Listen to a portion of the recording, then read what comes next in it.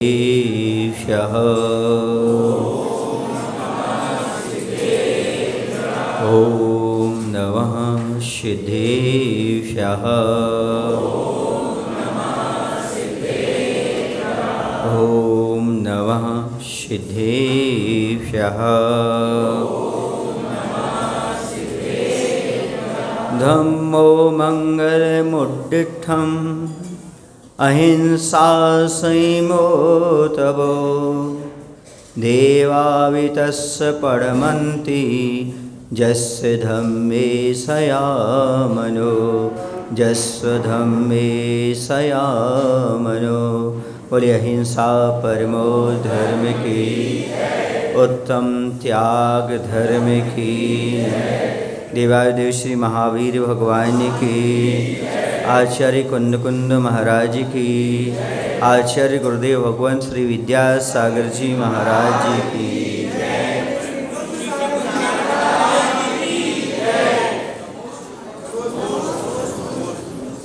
आज का पर्व का 7वां दिन, 8वां दिन हो गया, लेकिन मुझे तो ये समझ में आ रहा है कि 8वां दिन ये कह रहा है कि तुम्हारे साथ क्या जाएगा। इसलिए 7वें दिन रख देते तो बहुत अच्छा होता। 7वां दिन कह रहा होता तुम्हारे साथ क्या जाएगा, मरने के बाद साथ में क्या जाएगा। इसी जो कुछ तुमने इकट्ठा किया है वह सारा त्याग करके चले जाओ, दान करके चले जाओ, तुम्हारा कल्याण है। सब कुछ जो तुमने इकट्ठा किया है वह छोड़कर तुम एक दिन जाना है। चाहे छोड़कर जाओ चाहे देकर जाओ, तुम्हें जाना तो है ही। छोड़कर जाओगे तो पाप का बंध कर जाओगे, दुर्गति के पात्र बन जाओगे, और दान करके त्याग करके जाओगे तो पुण्य का बंध होगा, कर्म की निजरा होगी और सद्गति के पात्र होगी। त्याग का अर्थ क्या होता है? आत्मशुद्धि के उद्देश्य विकार भाव को छोड़कर के स्वयं और पर के उपकार की दृष्टि से धन आदि का दान करना, यह त्याग कहलाता है। आज हम दो बातें समझ सकते हैं, एक त्याग की और दूसरी दान की। त्याग वो होता है जो स्वयं को निमित्त बना करके किया जाता है, और दान वो होता है जो पर को निमित्त बना करके त्याग किया जाता है। शस्याति सर्वोदानम अनुग्रहार्थम, स्वयं के और दूसरों के उपकार के लिए स्वयं के वस्तु का, स्वयं के धन का देना, तो ये कहलाता है दान कहलाता है। लेकिन दान देते समय इतना ध्यान रखना पड़ता है कि उसमें स्वयं का और दूसरे का कल्याण निहित होना चाहिए। स्वयं का भी उपकार होना चाहिए और दूसरे का भी उपकार होना चाहिए। जैसे आप आहार दान देते हैं तो इसमें महाराज का उपकार ये होता है, त्यागी व्यक्ति का उपकार ये होता है कि वो अपनी साधना कर लेते हैं, रत्नात्रय का पालन कर लेते हैं, धर्म ध्यान अच्छे से कर लेते हैं, सामायिक अच्छे से हो जाती है, तपस्या अच्छे से हो जाती है, तो ये उनका उपकार हो जाता है। और आप दान देते हो तो आपका पुण्य का संचय होता है, कर्म की निर्जरा होती है, ये आपके ऊपर उपकार हो जाता है। जो स्वयं और दूसरे के उपकार के लिए दिया जाए उसका नाम क्या है? दान। वैसा दान दान नहीं माना जाता जिसमें स्वयं का और दूसरे का उपकार निहित ना हो, बल्कि उपकार स्वयं का भी और दूसरे का भी होता है।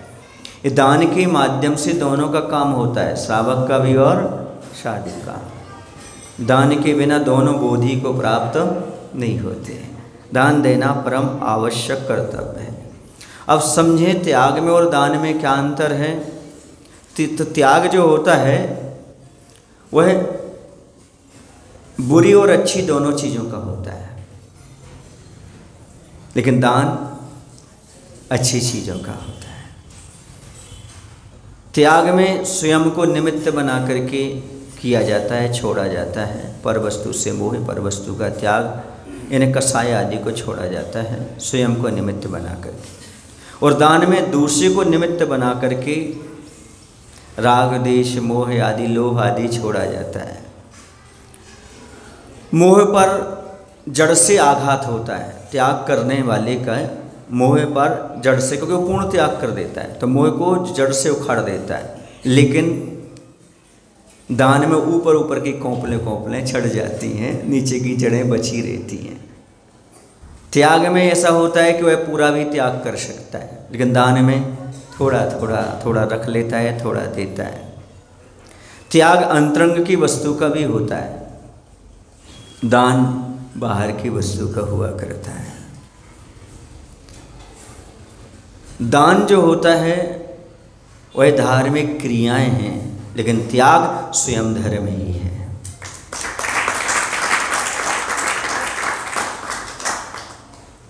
त्यागी पूजा जाता है, दानी सम्मान का पात्र होता है।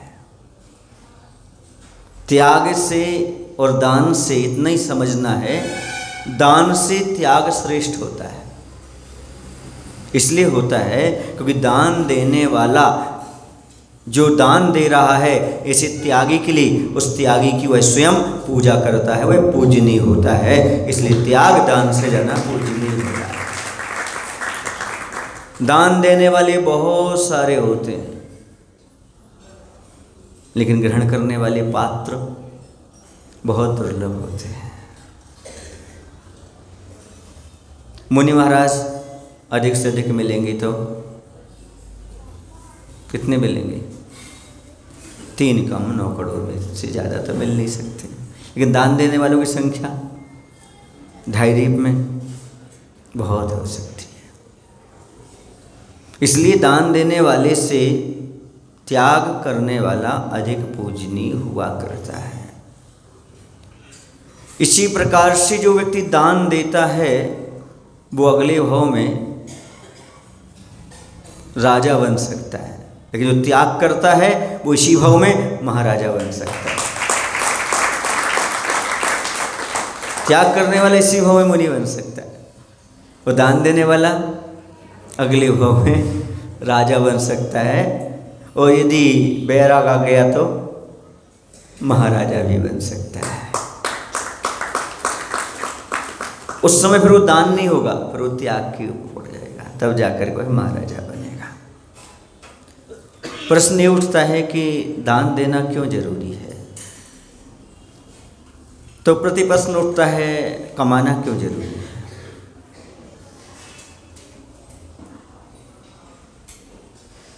भोजन करना क्यों जरूरी है? भोजन करना जरूरी है कि मल का त्याग करना भी जरूरी है? बोलो ना, दोनों जरूरी हैं। तो एक काम कर लो, पहले अपन खाते खाते रहो 2-5 दिन तक, फिर इकट्ठा त्याग कर देंगे। बोलो ना, सुनो, प्रतिदिन की दिनचर्या आपको बता रहा हूँ। सबसे पहले त्याग किया जाता है, जो पेट में है पहले उसका त्याग करो, फिर भोजन करो। ऐसे सबसे पहले दान करो, त्याग करो, फिर बाद में संग्रह करते हैं, तभी आप स्वस्थ रह सकते हो, तभी आप स्वस्थ रह सकते हो। जिसका पेट गड़बड़ रहता है वो भोजन भी ढंग से नहीं कर सकता। सही करे गलत करे बोलो? क्यों? त्याग नहीं है तो फिर ग्रहण भी नहीं है। जो अच्छे से पेट खाली कर देता है, त्याग कर देता है, वो अच्छे से भोजन भी कर लेता है। जो दान करता है उसके पास और लक्ष्मी आती जाती है। जो दान नहीं करता है, जो कि तो बनी रहती, न ज़्यादा आ पाती है ना ये अंदर की पच पाती है। जो रखी है वह भी काम में नहीं आती और नई भी नहीं आती। लेकिन जो व्यक्ति दान करता जाता है, पुरानी काम में आ रही है और नई भी अच्छी तरह से चली आती है। सुन रहे ना? एक बार पेट के अजीर्ण व्यक्ति का तो इलाज है, लेकिन जिसे धन का अजीर्ण हो गया हो उसका कोई इलाज हो ही नहीं सकता। मैंने एक बार पूछा था दुर्योधन को, धन कम लग रहा था कि कम था?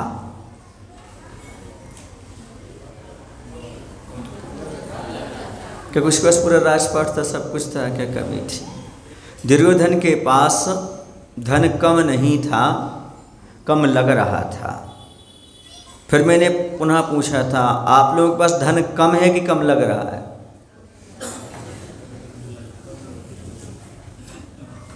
यदि धन कम है तो मेरे पास उपाय है, ज़्यादा है तो उपाय, लेकिन यदि कम लग रहा है तो ये उपाय भगवान के पास भी नहीं है, मेरे पास क्या?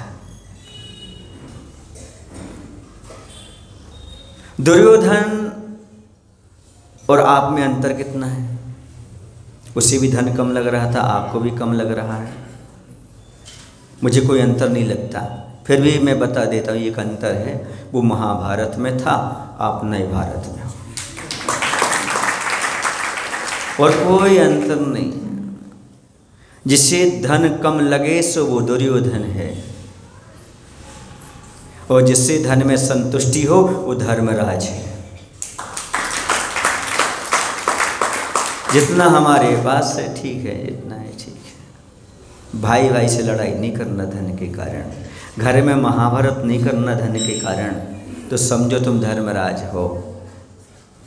और यदि भाई भाई से लड़ाई होती है, झगड़ा होता है, कि इस कचहरी तक पहुंचते हो, अड़ोस पड़ोस को मालूम पड़ता है आप परिवार में धन के पीछे लड़ रहे हो, तो समझो तुम्हारी पूरी सेना दुर्योधन की है, कौरव की है, ये मान के चलो। धर्मराज वो नहीं होते जो हमेशा धर्म करते रहते हैं, धर्मराज वो होते हैं तुच्छ स्वार्थ का त्याग करके अपने परिवार में कलह को बचा करके रखते हैं। कलह नहीं होना चाहिए, ऐसा पैसा नहीं चाहिए जिससे परिवार टूट जाए, ऐसा पैसा नहीं चाहिए जिससे कलह हो जाए। ऐसी भावना घर परिवार में जो बना करके रहते हैं वो धर्मराज युधिष्ठिर जैसे रहते नहीं, बराबर का हिस्सा होना चाहिए। यदि वो 5 हैं तो उन्हें 5 गांव दो, 5 हिस्से, और हम 100 हैं तो 100, 105 हिस्से करो पूरे राज्य की। 5 उन्हें मिलना चाहिए, 100 हमें मिलना चाहिए, हम 100 भाई हैं। आधा आधा राज्य स्वीकार नहीं है, इसी का नाम है दुर्योधन। और नहीं हमें जितना दे दो, लड़ाई झगड़ा नहीं करना, इसका नाम है धर्मराज युधिष्ठिर। हम अपने पुरुषार्थ से कमा लेंगे, हमारे लिए प्राप्त हो जाएगा। दूसरा इतिहास देखने मिलता है रामायण का।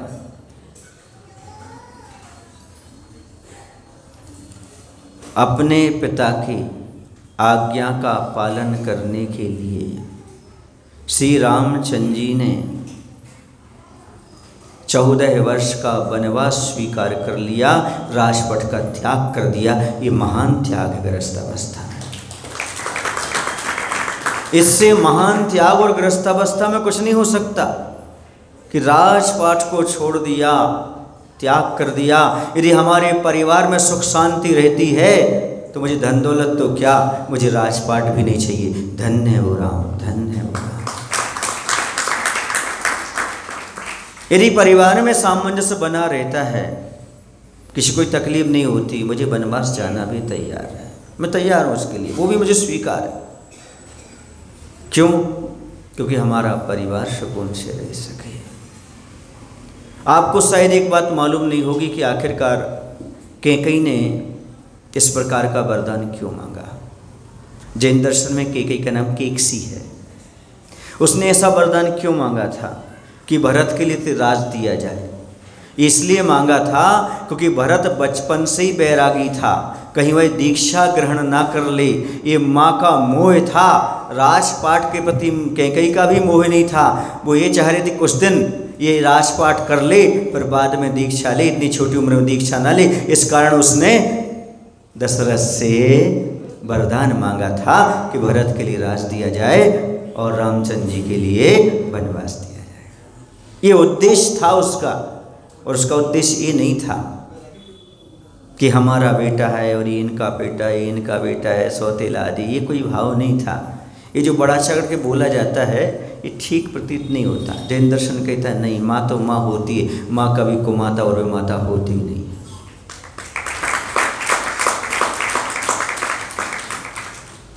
और इसके बाद ऐसा हुआ कि सबसे पहले जब वो वनवास जाने लगे रामचंद्र जी, तो सबसे पहले कैकेयी के पास पहुँचे। कहते माँ मुझे आशीर्वाद दो, बहुत दुखी हो रही। उस तरफ मुँह कर लिया, मैंने ऐसा क्यों बोल दिया। माँ को बड़ी फीलिंग हो रही थी। बोले बिल्कुल बिल्कुल मत करो, तुम दुख मत मनाओ, सच्ची माँ तो तुम ही हो। क्यों? क्योंकि तुमने राजपाट में फंस जाते हम, तुमने बचा लिया। राजपाट में फंस जाते तो राग देश मोह आदि होते, और पता नहीं कैसे कैसे लोगों से मिलना जुलना होता, सब सामंजस्य करना पड़ता। लेकिन धन्य आपने मुझे वनवास कर दिया, वहाँ तो साधु की संगति मिलेगी, वहाँ तो कल्याण का रास्ता खुलेगा। राज समाज महाआग कारण बैर बरावन हारा। समझ गए? इसलिए मैं ये बैर विरोध बचाने का आपने हमें सच्चा साधन बता दिया। वो धन्य राजपाट छोड़ कर के भग बन की ओर गए, इसलिए राम भगवान बन गए। हर आदमी एक ही बात करता है, एक ही कामना करता है, मुझे शांति की प्राप्ति हो, शांति की प्राप्ति हो, शांति की प्राप्ति हो। और यदि ये भरी सभा में किसी से कह दिया जाए भगवान आपको शांति दे, यदि कोई यहाँ से जा रहा हो, भैया आप जा रहे हो, आपकी आत्मा को शांति मिले, वो घबरा जाएगा, वो घबरा जाएगा।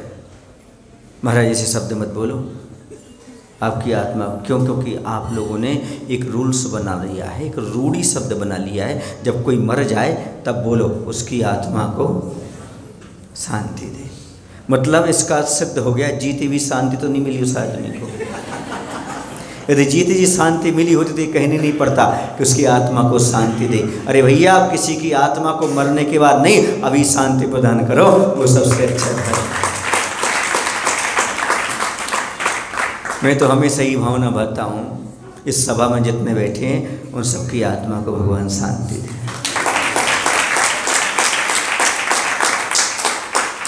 क्योंकि संग्रह में शांति नहीं है, शांति तो त्याग में है। जब किसी का जीव में छा जाता है तो बड़े आकुल व्याकुल होता है, उल्टी हो जाती है तो मन शांत हो जाता है। यदि पेट साफ हो जाता है तो बोलो ना भाई, मन में कोई बात हो वो निकल जाती है तो शांति हो जाती है। इससे स्पष्ट है शांति संग्रह में नहीं, त्याग में है। जितना त्याग करोगे उतनी शांति का अनुभव करोगे, और जितना इकट्ठा करोगे जोड़ते जाओगे उतने अशांत होते चले जाओगे। ऊपर आसमान में आपने बादल देखे होंगे, वो काले कब हो जाते हैं? जब पानी का उनमें संग्रह हो जाता है, वो काले हो जाते हैं। जैसे वह बादल बरस जाते हैं, पानी का त्याग कर देते हैं, उज्ज्वल स्वच्छ और निर्मल हो जाते हैं। ऐसे हमारी आत्मा जब जब संग्रह करती रहती है तब तक आत्मा राग देश मोह आदि से काली होती जाती है, और जैसे ही यह त्याग करती, दान करती है, उज्जवल निर्मल और पवित्र होती चली जाती है।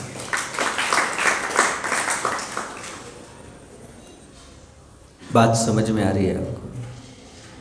त्याग जीवन में क्यों जरूरी है? क्योंकि बिना त्याग के ग्रहण नहीं होता, बिना त्याग के आनंद नहीं आता। बिना त्याग के जब शरीर स्वस्थ नहीं रह सकता तो आत्मा स्वस्थ कैसे रह सकती है? इसलिए हमेशा जैसे बने वैसे त्याग करने का भाव अपने जीवन में हमेशा बनाते रहना चाहिए। आपने देखा होगा प्रकृति का प्रत्येक घटक दान की शिक्षा देता है। कैसे देता है? वृक्ष जो होता है वह फलों का दान करता है।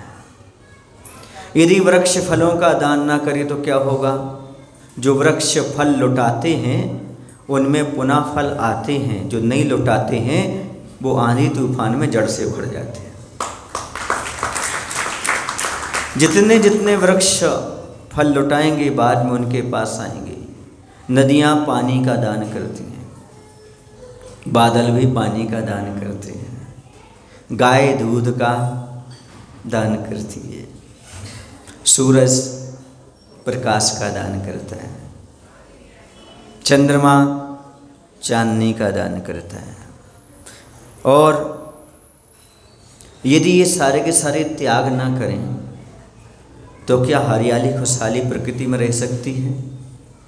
जैसे सारी प्रकृति त्याग करती है, इसलिए जब भी प्रकृति को देखो उसमें हरियाली खुशहाली नज़र आती है। वैसे यदि आप अपने जीवन में त्याग करते हो तो आपके जीवन में भी हरियाली खुशहाली नज़र आएगी। जब देखो, जब पुण्य की ही हरियाली नज़र आएगी, जहाँ दृष्टि डालोगे वहाँ पर सबसे ज़्यादा हरियाली चातुर्मास के समय होती है। क्यों होती है? क्योंकि बादल त्याग करते हैं, हरियाली खुशहाली होती है। उस समाज में भी सबसे ज़्यादा हरियाली खुशहाली चतुर्मास में होती है, क्योंकि वही भी उस समय बहुत त्याग और दान करते हैं। ये खुशहाली और हरियाली पाने का सबसे अच्छा तरीका है। जिसके जीवन में बिल्कुल उजड़ा उजड़ा लग रहा होगा, जिसका जीवन वीरान हो रहा हो, डिप्रेशन में जा रहा हो, उस व्यक्ति को दान अवश्य करना चाहिए। देखो उसका डिप्रेशन धीरे धीरे डाउन हो जाएगा, उसके जीवन से जो नकारात्मकता है वो समाप्त होती चली जाएगी। इसलिए कहते हैं कि तुम्हारे पास यदि बुद्धि है, विवेक है, तो दान अवश्य करो, दोनों हाथ से दान करो। बुद्धिमान लोग दान करते हैं, सयाने लोग दान करते हैं। कैसा किसी ने लिखा है,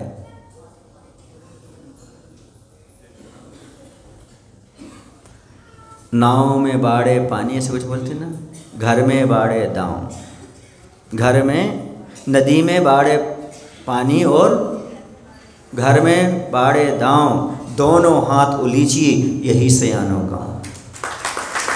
नाव में पानी बढ़ रहा हो तो उसे दोनों हाथ से उलीचो, वरना क्या होगा, ना डूब जाएगी।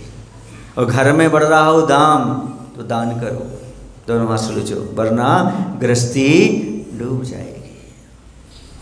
ये सयानों काम, सयानों का मतलब बुद्धिमान लोगों का यही काम होता है। और जो मूर्ख होते हैं वो इकट्ठा करना तो जानते हैं लेकिन देना नहीं जानते हैं। एक बार एक झरने से किसी कवि ने पूछा, हे झरने, तुम समुद्र बनना चाहते हो क्या?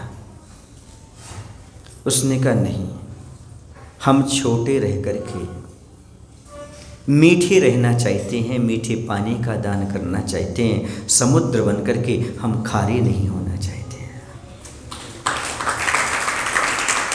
स्पष्ट है, जो संचय करता है वो खारा हो जाता है, और जो त्याग करता है वह मीठा बना रहता है। बहता पानी निर्मला पड़ा गंदला होय, साधु तो रमता भला दाग न लागे कोई।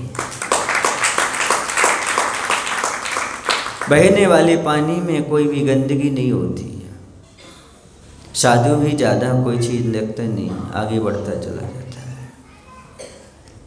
आँख, साधु और नदी,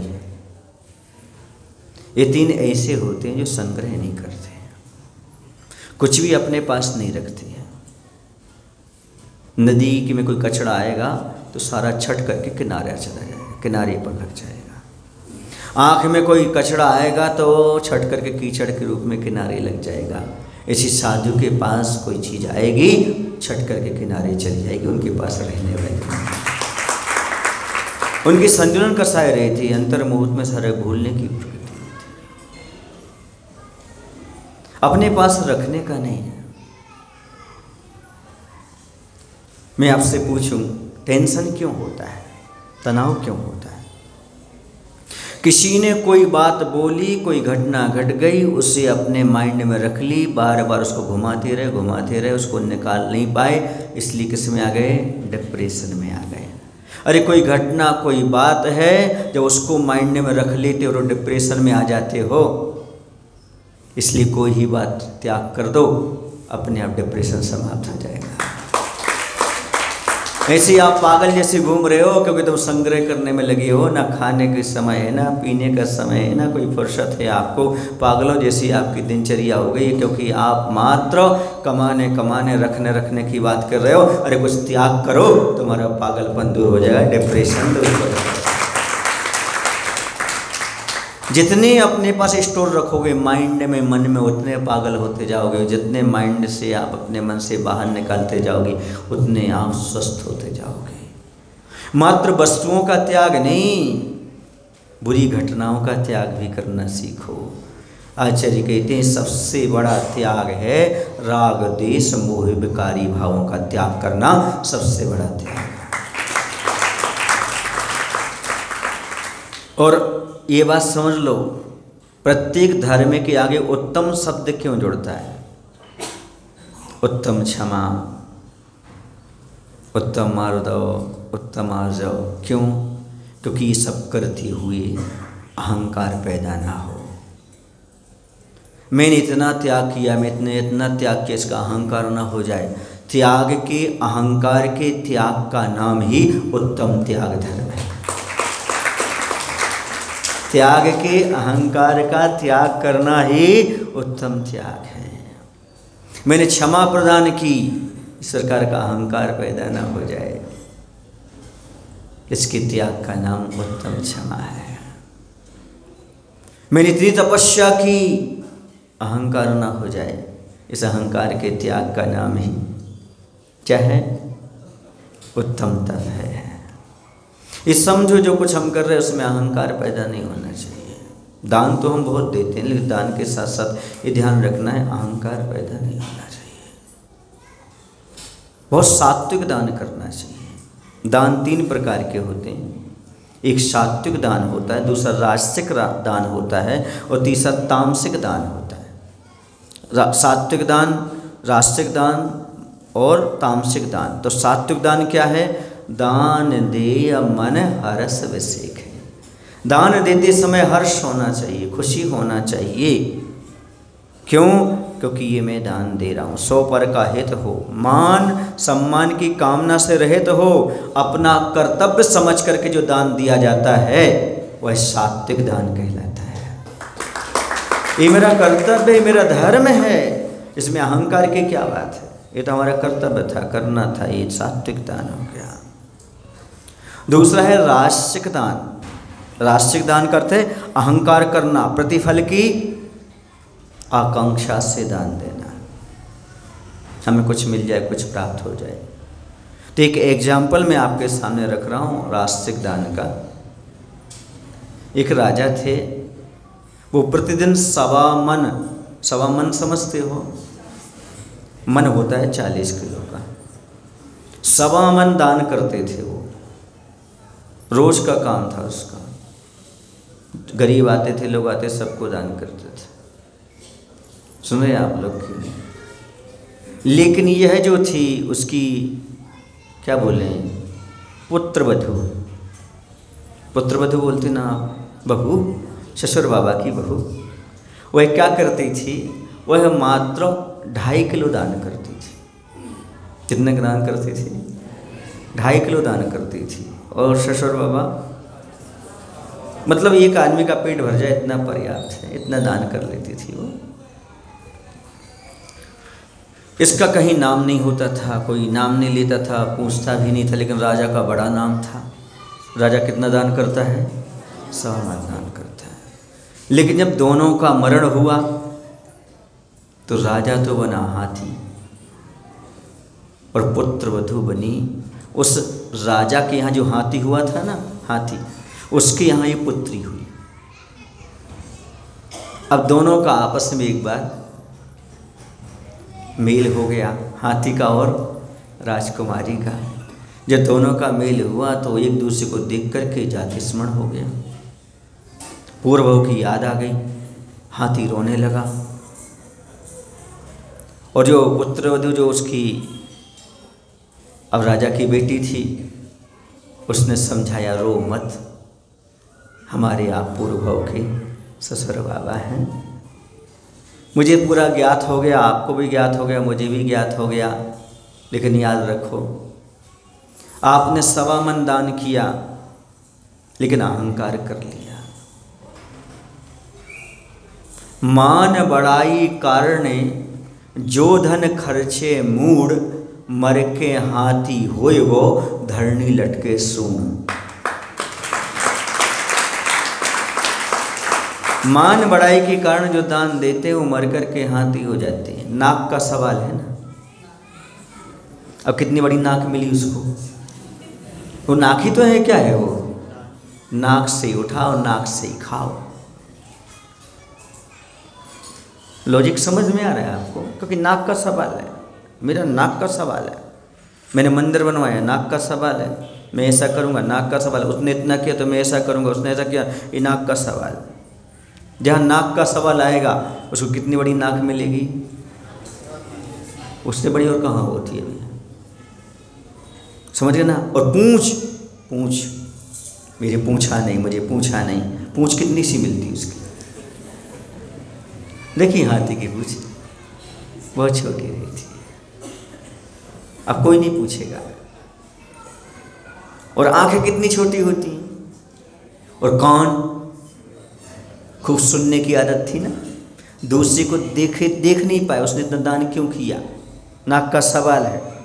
अपना नाम सुनना था ना, कान कितने बड़े मिल गए, शायद आपने कभी सोचा ही नहीं होगा इतना ज़्यादा। अब तुम्हें अपने नाम सुनने की बहुत आदत थी, दूसरे को दान देने का आपको देखा नहीं जाता था, सो आंखें इतनी सी मिल गईं, कान इतने बड़े मिल गए, और नाक का सवाल था तो इतनी बड़ी सूंड के उसी से उठाओ उसी से खाओ। लोग नाक, हे भगवान, समझ गए ना। इसलिए कभी भी, और देखो हाथी बाबा, वो राजकुमारी कह रही है मैं 2.5 किलो दान करती थी, किसी को पता नहीं पड़ता था, तो मुझे भी खाने को 2.5 किलो मिल रहा है, तो मैं 1.25 मन मिल रहा है, क्या दिक्कत है,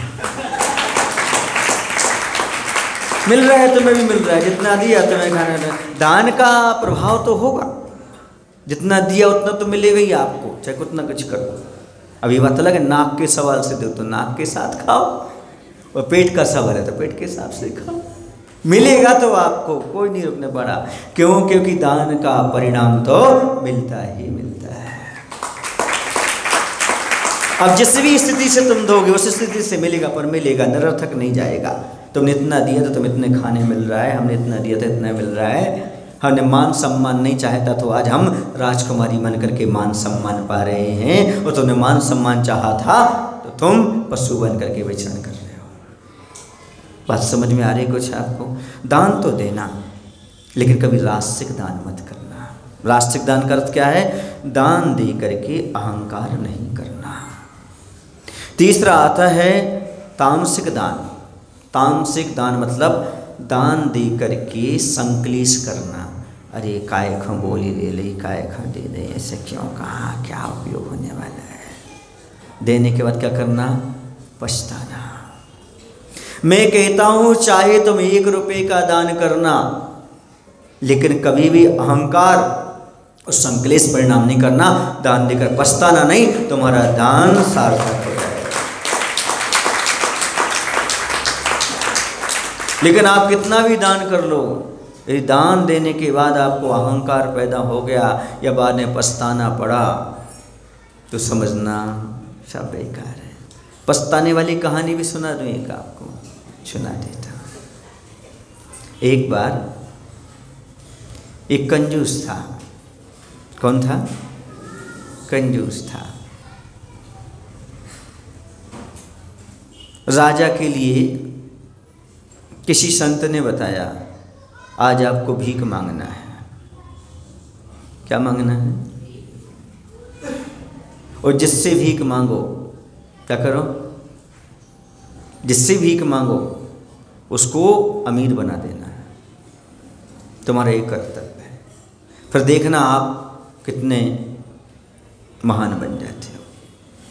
एक भिखारी सामने से आ रहा था। राजा ने कहा, भाई उसने सोचा था बेकार इन राजा से कुछ मिलेगा, पर राजा खुद कहने लगा, क्या कहने लगा, भाई हमें कुछ भीख दो। ये तो हमने कभी सोचा ही नहीं था कि राजा को भी हमें देना पड़ेगा। उसने आजकल लेना सीखा है। उसने मात्र एक दाना दिया अनाज का। कितना दाना दिया उसने? बड़ा संकलेश कर रहा था, मैं एक दाना, घर आया बड़ा संकलेश कर रहा था, मुझे एक दाना देना पड़ा, देना। जैसे घर में आया तो देखा उसका घर पूरा अनाज से भरा था। ये क्या हुआ? बोले तुमने जिस राजा को आज दान दिया है उस राजे ने आपके घर को पूरा भर दिया, अनाज भर दिया है। ओह, हमें क्या पता था, हम तो एक थैली भर दे देते और हमारा मिल जाता। समझ में आ रहा है? संकलेश कर रहा है, अब नहीं दिया तो पश्चाताप कर रहा है। तो ऐसा काम आप मत करना, देते समय संकलेश और नहीं दे पाओ तो पश्चाताप। ऐसा नहीं करना। ये सारे दान सार्थक नहीं है। दान कौन से काम के हैं? सात्विक दान, अर्थात जिसमें अहंकार ना हो बल्कि हर्ष ही हर्ष हो। दान दे मन हरस से। 3 काम कर सकते हैं आप। एक अहंकार कर सकते हैं, दूसरा संकलेश पछतावा कर सकते हैं, तीसरा हर्ष कर सकते हैं। कौन सा अच्छा है वो तो मालूम है मुझे, पर करना कौन सा है अपन को? तीसरे वाला करना, हर्ष होना चाहिए। ये दान के परिणाम बहुत अलग हैं, बहुत दुर्लभ हैं ये दान के परिणाम। आप समझते हम सहज दान कर रहे हैं, नहीं। एकमात्र ग्वाले ने किसका दान किया था? शास्त्र का दान दिया था। उस शास्त्र का दान देने से वह सुत केवली के पद को प्राप्त कर लिया था। ज्ञान दान नहीं, मात्र शास्त्र। मैं कुछ नहीं जानता, इसमें क्या लिखा है मैं कुछ नहीं जानता, मात्र दान कर दिया एक शास्त्र का। आप चाहते हैं कि आगे हम भी ऐसे ज्ञानी बने? आप चाहते हैं हमारे बच्चे ज्ञानवान बने? तो पाठशाला में दान करो। कहीं शास्त्र छप रहा हो, शास्त्र छपाई में, लिखाई में अपना सहयोग करो, दान करो। आप आगे चल कर ज्ञान के स्वरूप को प्राप्त करो। जिनके बच्चे बुद्धिमान नहीं है, बुद्धूराम हैं, उनसे दान करवाओ। बेटा ये शास्त्र छप रहा है, इसमें तुम दान करो। पाठशाला में ऐसा काम हो रहा है, इसमें दान करो, ताकि तुम्हारी बुद्धि अपने आप विकास को प्राप्त हो जाएगी। ये तरीके हैं ज्ञान बढ़ाने के लिए। ये करो। और स्वास्थ्य लाभ चाहते हो, औषध दान करो। और भोगोपभोग की सामग्री चाहते हो, आहार दान करो।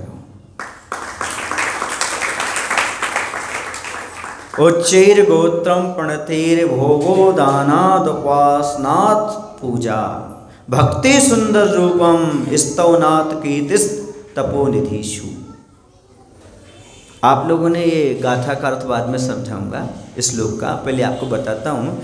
आप लोगों के सामने एक ATM रहता है। ATM का फुल फॉर्म क्या होता है?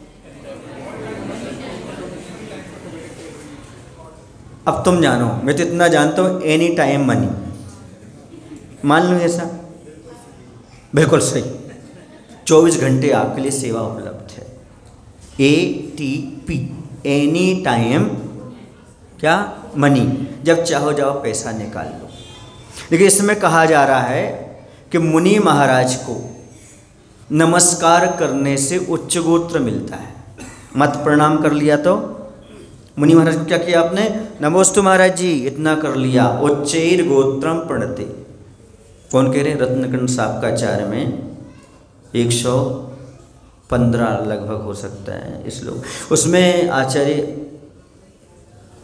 समंतबद्ध महाराज कह रहे हैं कि प्रणाम करते ही आपको उच्च गोत्र मिल गया। फिर उन्होंने कहा दान देने से भोगोपभोग की सामग्रियां प्राप्त होती हैं।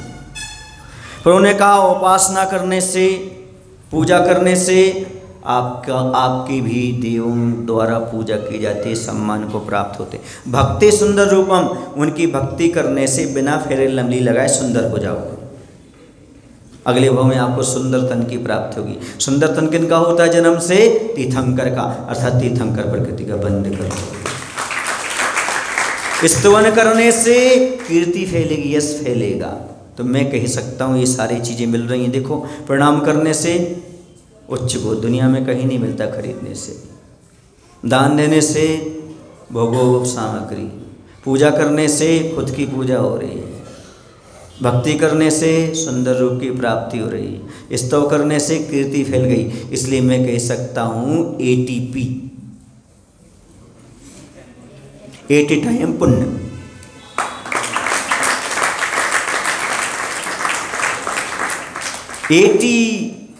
ATM फेल हो सकता है, पर ये ATP कभी फेल नहीं हो सकता। मुनि महाराज साक्षात ATP हैं। मुनि महाराज के चरणों में आ जाओ, 80 टाइम पुण्य ही मिलना है, कभी आपको नुकसान नहीं।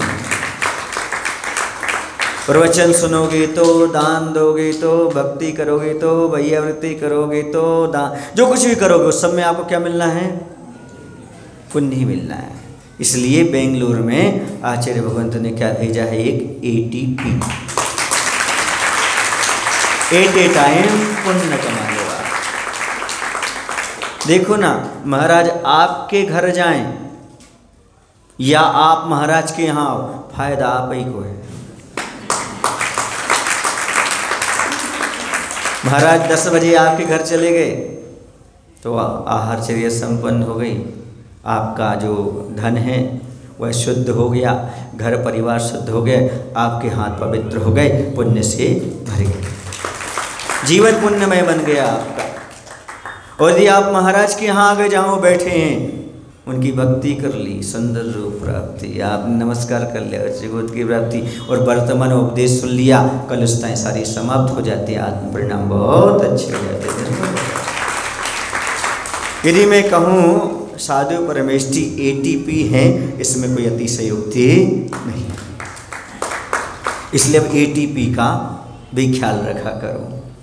जितना समय तुम ATM में जाते हो वो समझते इस विश्वास से कि हमें जो निकालना चाहे उतना हमें मिल जाएगा, वैसे मुनिराज के पास जाओ तो ये विचार करके जाना, ये हमें सब मिलने वाला है, मिलने वाला है।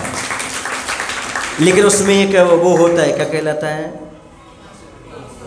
पासवर्ड होता है। ऐसे में चुपके से आपको पासवर्ड बता देता हूँ, कोई सुन ना ले। वो है आस्था, श्रद्धा। आस्था का पासवर्ड लगा करके जब भी एक काम करेंगे, ATP से आपको पुण्य ही पुण्य वर्षेगा। इतना पुण्य वर्षेगा आप संभाल नहीं पाओगे, इतना पुण्य वर्षेगा आपके जीवन, पुण्य ही पुण्य की वर्षा होगी, संभालना मुश्किल हो जाएगा, क्योंकि आपके दरवाजे पर अब ATM की जगह ATP आ चुका है। ये कितना बड़ा आप लोगों के लिए साधन मिला, आयाम मिला है।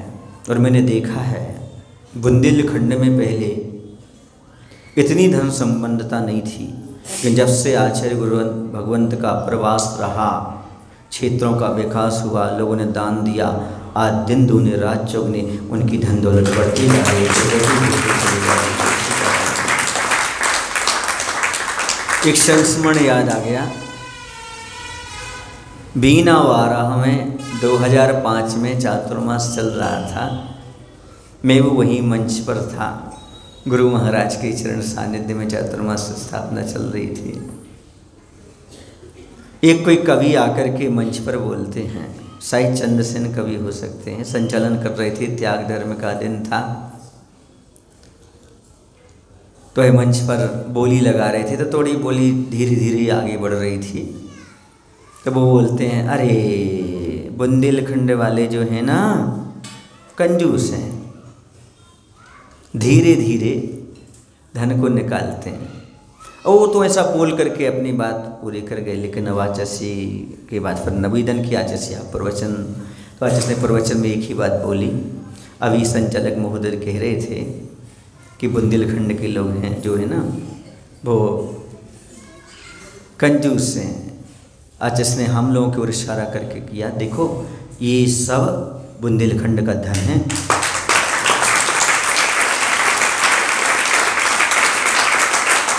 यहाँ के लोग जड़ धन का तो त्याग करते ही हैं, लेकिन चेतन धन का भी त्याग करते हैं।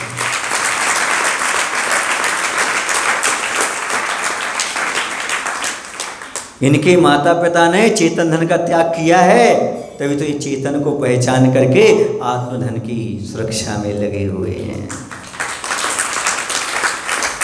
कुछ बात समझ में आ रही है आपको?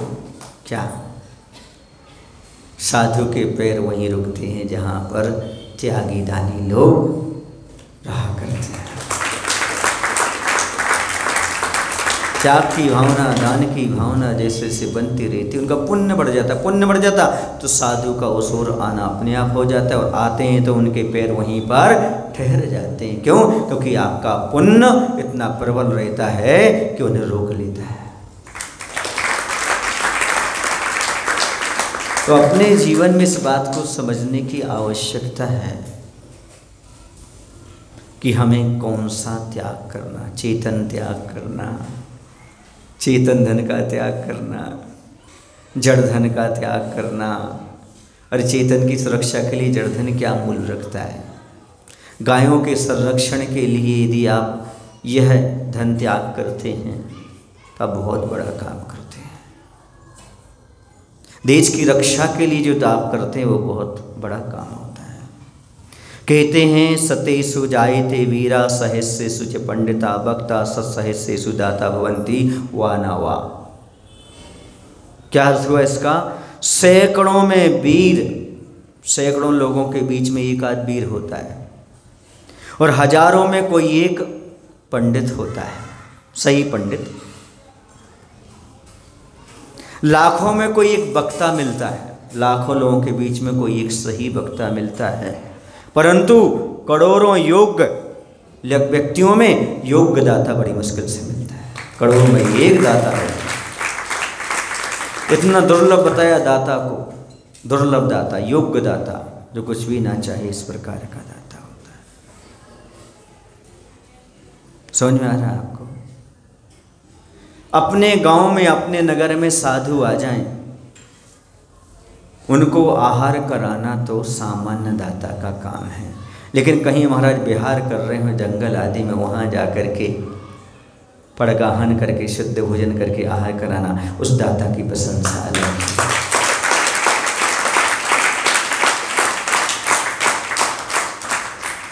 वैसे देश के लिए, देश हित में कुछ दान करना अलग है, लेकिन देश हित पर जब देश में संकट आया हो, अकाल पड़ा हो, जब अपना सब कुछ खोल देना, ये भामाशाही लोगों का काम होता है। महाराणा प्रताप मेवाड़ वाले, पता है आपको? जब उस समय अकबर की विशाल सेना का मुकाबला करने के लिए राजपूत तैयार हो रहे थे, तो उस समय ऐसा हुआ था, थोड़े सैनिक थे, अल्प साधन था, इसलिए महाराणा प्रताप जो थे वह अरावली की पहाड़ियों में क्या हुआ, वहाँ रुक नहीं सके वो। क्यों? क्योंकि अब क्या करेंगे, कैसे लड़ाई झगड़ा करेंगे? न साधन है, खाने पीने का न इंतजाम है, न सेना है, क्या करें? वापस लौटने लगी, फिर वहाँ से आवाज़ आई, एक आवाज़ आई, राज्य के पुराने मंत्री जिनका नाम था भामाशाह, उन्होंने क्या कहा, जितना भी आपके साधन में और पेट भरने में अनाज की जरूरत पड़े, मैं सब कुछ त्याग करने के लिए तैयार हूं, देने के लिए राष्ट्र में तैयार हूं। उनके पास इतना धन था और इतना बड़ा मन भी था कि 12,000 सेना का 12 वर्ष तक खर्च चलता रहा। ये है भामाशाह। आप सुनते हो ना, बहुत बड़े दानी कौन हुए? भामाशाह। तो ये जैनी थे। भामाशाह कौन थे? जैनी थे। वो आपको गर्व होना चाहिए कि हमारे भामाशाह जैनी बंधुओं ने राष्ट्रहित में 25,000 सेना का 12 वर्ष तक खर्चा उठाया था, ये दान किया है देश में। जैनियों का हमेशा से हमेशा योगदान रहा है। और आज भी सबसे ज़्यादा टैक्स भरने वाले यदि कोई है तो जैनी है, क्योंकि हमारी संस्कृति त्याग की है, संचय की नहीं, त्याग की है। संचय तो होता रहता है, मिलता रहता है। अमीर लोग जैनी क्यों होते हैं? इसलिए तो होते हैं क्योंकि अमीर लोग सबसे पहले मंदिर में जाकर के त्याग करते हैं, इसलिए अमीर होते हैं। भगवान से मांगते नहीं है, गुरु से मांगते नहीं है, गुरु और भगवान को सब कुछ तन मन धन न्यौछावर करते हैं, इसलिए जैन अमीर होते चले जाते हैं, अमीर बनते चले। यहाँ दान की बात होती है, यहाँ त्याग की बात होती है, यहाँ ग्रहण की बात नहीं होती, मांगने की बात नहीं होती। उन्हें पता है भगवान के सामने, गुरु के सामने जितना समर्पित करेंगे उतना प्राप्त हो जाएगा। सुने ना, अगर चाहते हो धन की सुरक्षा ओ धन वालो तो बनो दानी। अगर चाहते हो धन की सुरक्षा तो धन वालो बनो दानी। अगर कुएं से नहीं निकलेगा तो सड़ जाएगा जल्दी ही पानी। धन की सुरक्षा मात्र दान में है, जैसे कुएं के पानी की सुरक्षा पानी को निकालने में है। यदि नहीं निकलेगा तो कुएं का पानी सड़ता चला जाएगा, दुर्गंध पैदा करेगा। वैसे घर में पड़ा हुआ, तिजोरी में पड़ा हुआ, बैंक में पड़ा हुआ पैसा दुर्गंध मतलब पाप की दुर्गंध पैदा करेगा, राग द्वेष करेगा, दुर्गति का पात्र बना देगा। इसे जितना दान कर सको उतना दान करते चले जाओ। सुने आप लोग, आज श्री ने एक बार बताया था, मोह है, यह मोह एक घाव है जो हर एक प्राणी के अंदर है। ये घाव और बड़ा हो सकता है और घाव कम भी हो सकता है। कैसे कम हो सकता है? नमक मिर्ची डालते जाओ, घाव बढ़ता जाएगा, और यदि मलहम लगाते जाओ तो घाव सूखता जाएगा। तो आज जिसने कहा जितना इकट्ठा करोगे उतना मोह का घाव नमक मिर्ची जैसा डालने से बढ़ता चला जाएगा, और जितना आप त्याग की मलहम लगाओगे उतना घाव सूखता चला जाएगा। त्याग की मलहम चाहिए मोह के घाव को भरने के लिए। पुरुषार्थ सिद्धि उपाय में आचार्य अमृतचंद महाराज लिखते हैं कि दान देने से लोभ कषाय कम होती है। उनसे लोभ कषाय कम होती है, और राग और मोह भी कम होता है। क्योंकि दान देते हैं, क्योंकि जब तक मन का मेल ना छूटे तब तक हाथों का मेल कैसे छूटे? धन दौलत किसका मेल है? लेकिन मन का मेल जब तक ये लोभ आदि न छूटे तब तक कैसे हो सकता है? इसलिए बंधु आप समझो, जैसे वृक्ष फल फूल को लौटाते हैं वो अपनी शान मानते हैं, वैसे आपके पास जो कुछ है उसे त्याग करो, दान करो। इसमें आप परेशान मत हो, ये आपकी शान है, ये मान करके चलो। त्याग तो जीवन का श्रृंगार है। त्याग के बिना जीवन शोभा को प्राप्त नहीं होता। लिखा दानेन भोगी क्या ज्ञानेन योगी।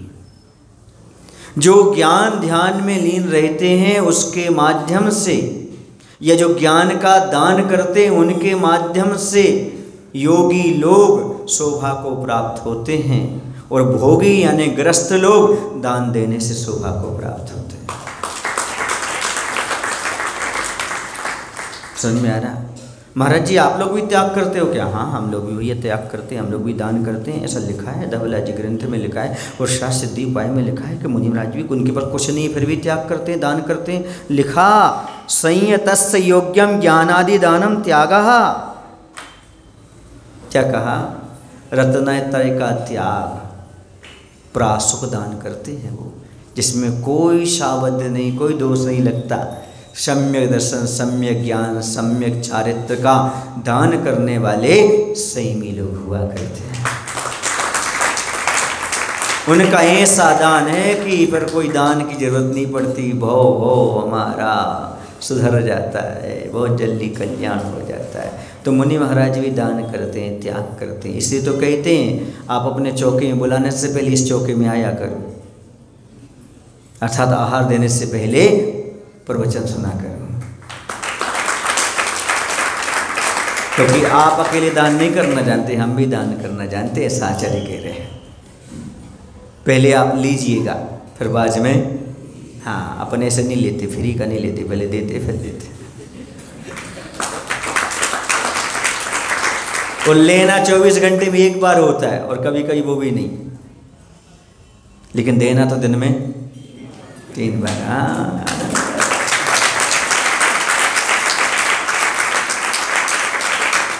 ये अलग है।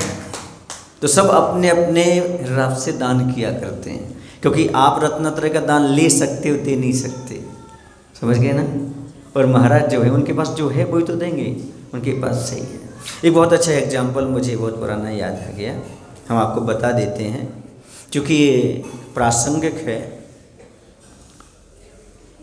जब चुनाव का समय आता है, जब 1, 2, 3 पार्टी होती, एक पक्ष, विपक्ष और तीसरा निर्दलीय। पक्ष वाला जेल में जाता है, कैदियों को वस्त्र आदि बांट करके आता है और फोटो खिंचवाता है, और मीडिया पर चलती है और पेपर में भी आती है, फलाने नेता गए थे और उन्होंने इतना इतना ऐसा किया।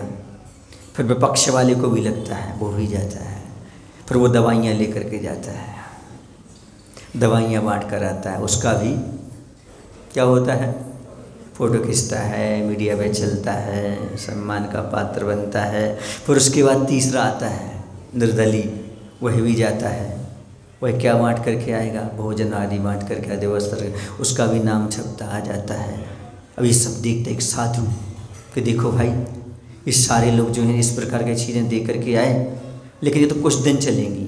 साधु 2 मिनट जेल के सामने खड़ा हो जाता है और निवेदन करता है भगवान से, हे भगवान, जितने जेल के अंदर ये सब बाहर हो जाएं, सब जेल से छूट जाएं। ना उनका कोई नाम होता है, ना पम्पलेट छपता है। ये सबसे बड़ा दान यही है, क्योंकि वो जेल से निकल जाएगा तो पैसा स्वयं कमा लेगा, तो औषधि भी कमा लेगा, भोजन भी कमा लेगा, वस्त्र भी कमा लेगा। ये सबसे बड़ा, बस मैं भी यही दान करता हूँ, हे भगवान, ये सारे लोग संसार के जेल से बाहर आ जाएं, पर कोई पम्पलेट की ज़रूरत नहीं है, कोई व्हाट्सएप की ज़रूरत नहीं है, सब अपने आप हो जाता है। हे भगवान, इन सब का कल्याण हो, जेल से कब निकले, क्योंकि शरीर जेल है, ये पिंजरा है, पिंजरे के पंछी रे, तेरा दर्द न जाने कोई, बाहर से तू खामोश रहे और भीतर भीतर रोए, पिंजरे के पंछी रे, तेरा दर्द न जाने कोई। ये प्रदीप का भजन है, वो याद आ गया मुझे। ये बहुत पहले का गायक था, बहुत अच्छा भजन गाता था। तो पिंजरे के पंछी रे, उसमें एक विशेषता थी उसकी भजन में, संगीत कम था, आवाज़ अच्छी थी। और आज संगीत के अलावा कुछ नहीं रहता, आवाज़ तो समझ में नहीं आती, कौन क्या बोल रहा है, कौन नहीं बोल रहा है। तो ये हमारे मन में कई बार विचार आता है कि ये सबसे अच्छा दान है, जेल से छूट जाए, बहुत अच्छी बात है। अब थोड़ा सा लाभ समझ लेते हैं, त्याग से लाभ क्या होता है, सुने आप लोग कि नहीं। एक बार एक साधु महात्मा विहार करते हुए चले जा रहे थे, दिगंबर साधु थे। वहाँ पर बहुत सारी झोपड़ी थी, उनके लोगों ने निवेदन किया, महाराज यहाँ पर एक चबूतरा है, यहाँ पर आप ऊंचाई पर बैठ जाइए, हम सब लोगों को कुछ उपदेश दे दीजिएगा। झोपड़ी के सामने ही चबूतरा था। महाराज ने देखा कि पिंजरे में एक तोता है। महाराज ने सीधा सा उपदेश दिया, देखो भाई, हमें किसी जीव को कभी बंधन में नहीं डालना चाहिए, और जो व्यक्ति संग्रह करता है वह बंधन में बनता जाता है, जो त्याग करता जाता है वह बंधन से मुक्त होता चला जाता है।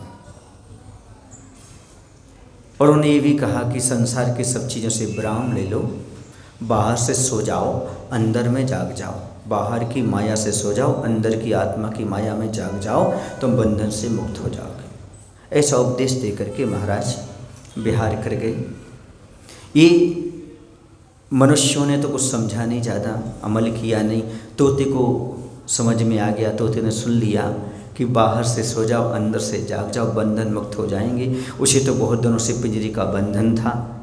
उसने क्या किया, महाराज का उपदेश सो करके पट्ठा सो गया। बाहर से सो जाओ, बिल्कुल नहीं हिल रहा डुल रहा, बिल्कुल सो गया। उसके मालिक ने समझा मर गया। उन्होंने पिंजरा खोला, उसको बाहर छोड़ा, जैसे ही छोड़ा और वो उड़ गया, बंधन में हो गया। और जो व्यक्ति वहाँ से निकलते वो सबसे कहता बाहर से सो जाओ, अंदर से जाग जाओ, बंधन मुक्त हो जाओगे, बंधन मुक्त हो जाओगे। एक पशु ने ग्रहण कर लिया, उसका कल्याण हो गया। पिंजरे की पंछियों, तुम कब सोओगे, बाहर से कब अंदर से जाओगे। इतना सा 2 मिनट का उपदेश सुन करके वही पिंजरे को तोड़कर निकल गया। तुम तो कितने सालों से सुन रहे हो, फिर पिंजरे में अंदर हो। दुख की बात ये नहीं है कि तुम पिंजरे के अंदर हो, दुख की बात है तुम पिंजरे को पिंजरा ही नहीं मान रहे हो। एक बार पिंजरे को पिंजरा तो मानो, तब तो आप वहाँ से निकलने का प्रयास करोगे। तोता अलग होता है और कबूतर अलग होता है। तुम तोता हो कि कबूतर हो? तोतर, अब तो तर वो है तोता, और कबूतर हो वो है कबूतर। कबूतर हो भैया, वो है कबूतर। कबूतर क्या करता है, तोता क्या करता है? तोते का एक बार पिंजरा खुला, चला गया, ये त्याग हो गया। उदाहरण दे रहा हूँ आपको। तोते का पिंजरा खुला, एक बार बाहर निकल गया, लौट कर नहीं आया, ये त्याग हो गया, मुनि महाराज जैसा। और एक तुम हो कबूतर जैसे, कबूतर दाने से बाहर निकले, थोड़ी से दाने खा के आए, फिर कबूतर दाने में बैठ गए। ये है दान। कबूतर जैसे तोता त्याग है और कबूतर दान है। तुम तोता हो कि कबूतर हो? महाराज जी तोता तुम ही हो, कबूतर तो हमें। अब करता है पता नहीं यार। अब कभी तुम्हें कबूतर मिल जाए तो देखना, और कभी तोता मिल जाए तो देखना। तोता बहुत कम मिलेंगे, कबूतर तो यहाँ घूमते ही रहेंगे।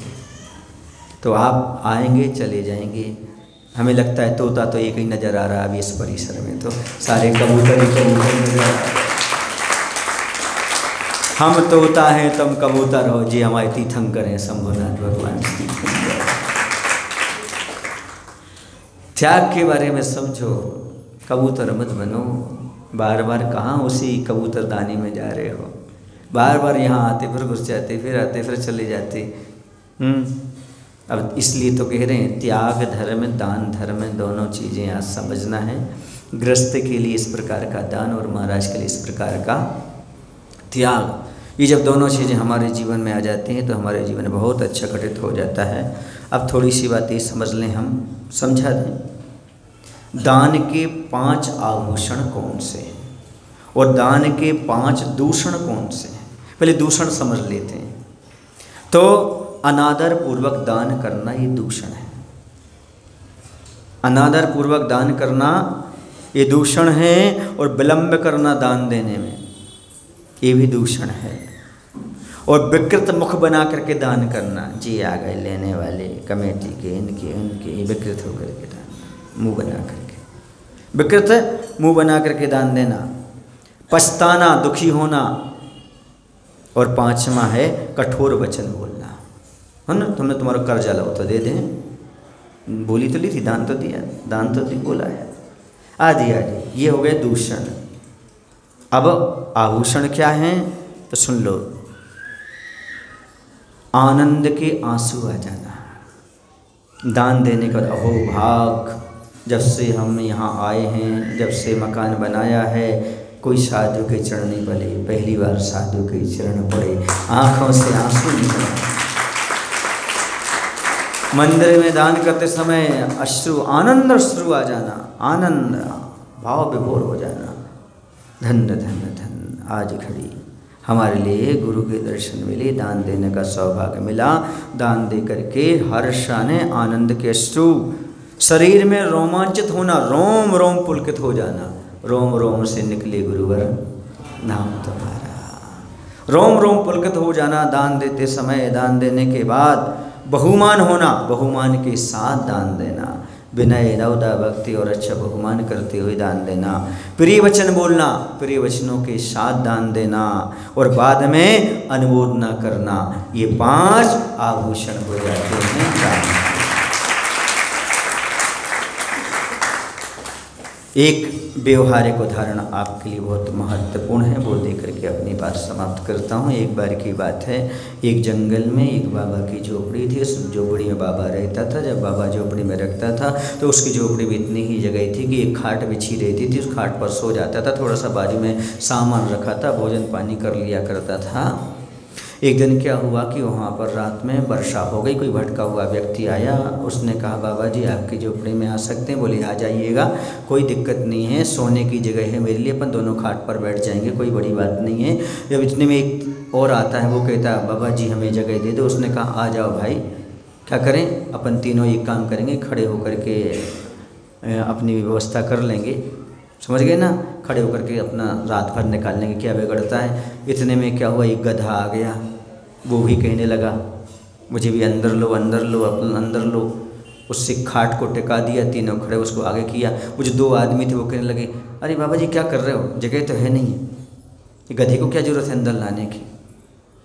बाबा जी ने एक ही बात कही, आप शहर वाले हो, आप बड़े लोग हो, आपके यहाँ इंसान से गधों जैसा व्यवहार होता होगा, पर हम गरीब हैं, हम व्यवहार कुशल हैं, हमारे यहाँ गधों से भी आदमी जैसा व्यवहार होता है।